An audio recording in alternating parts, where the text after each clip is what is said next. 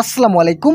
Union পর্যায়ে community স্বাস্থ্য ক্লিনিকে একটি বিশাল সার্কুলার প্রকাশিত হয়েছে, যেখানে সম্পূর্ণ বিনা বিজ্ঞতায় শুধুমাত্র এসএসসি, এইচএসসি, স্নাতক এবং স্নাতকোত্তর পাশে 14,000 পদে বাংলাদেশের সকল জেলার নারী পুরুষ উভয় প্রার্থী আবেদন করতে পারবেন। আজকের এই ভিডিওটিতে আমি এই সার্কুলারের সকল বিষয় নিয়ে আলোচনা করতেছি। আপনাদেরকে ভিডিওটি প্রথম থেকে শেষ পর্যন্ত দেখার জন্য অনুরোধ রইল। বিস্তারিত আলোচনা করার আগে বরাবর রিকোয়েস্ট করতেছি, এখন পর্যন্ত যারা আমাদের চ্যানেলের নতুন সদস্য রয়েছেন তারা অবশ্যই চ্যানেলটি সাবস্ক্রাইব করে পাশে থাকা বেল আইকনটি অল করে দিন।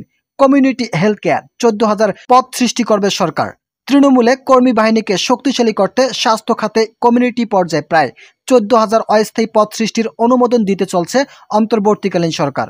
সরকারের দুটি কর্তৃপক্ষ কমিউনিটি স্বাস্থ্যসেবায় 19,388টি পদ সৃষ্টির বিষয়ে স্বাস্থ্যসেবা বিভাগের অনুরোধে সাড়া দেওয়ার পর এ প্রস্তাব আসে।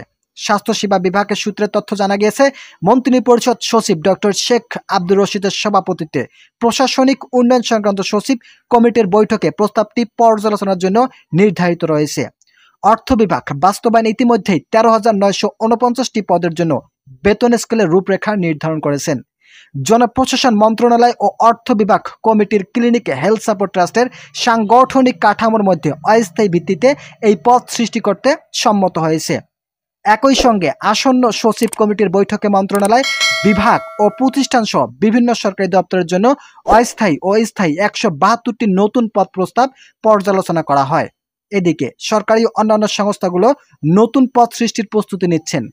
শ্রম ও কর্মসংস্থান মন্ত্রণালয় 16টি অস্থায়ী পদ এবং ডাক ও টেলিযোগাযোগ বিভাগ 38টি অস্থায়ী পদ সৃষ্টির পরিকল্পনা রয়েছে। কমিউনিটি ক্লিনিক হলো সরকারের স্বাস্থ্যসেবা কাঠামোর সবচেয়ে তৃণমূল পর্যায়। এখান থেকে স্বাস্থ্য, পরিবার কল্যাণ ও পুষ্টি বিষয়ক সেবা দেওয়া হয়। মানুষ এসব ক্লিনিক থেকে বিনামূল্যে 30 ধরনের ঔষধ পান। কমিউনিটি ক্লিনিক হেলথ সাপোর্ট ট্রাস্টের চেয়ারম্যান ডক্টর আবু মোহাম্মদ জাকির হোসেন বলেন, বিশ্বের যে কয়েকটি দেশে বিভিন্ন স্বাস্থ্য সুবিধার মাধ্যমে কমিউনিটি পর্যায়ে জনগণকে বিনামূল্যে চিকিৎসা সেবা দেওয়ার চেষ্টা করেছেন, তাদের মধ্যে বাংলাদেশে রয়েছেন। প্রায় 14,000 নতুন পদ সৃষ্টির বিষয়ে তিনি বলেন, এই পদগুলো বর্তমান উন্নয়ন বাজেটের আওতায় রয়েছে। এগুলো রাজস্ব বাজেটের আওতায় অস্থায়ী ভিত্তিতে তৈরি করা হচ্ছে।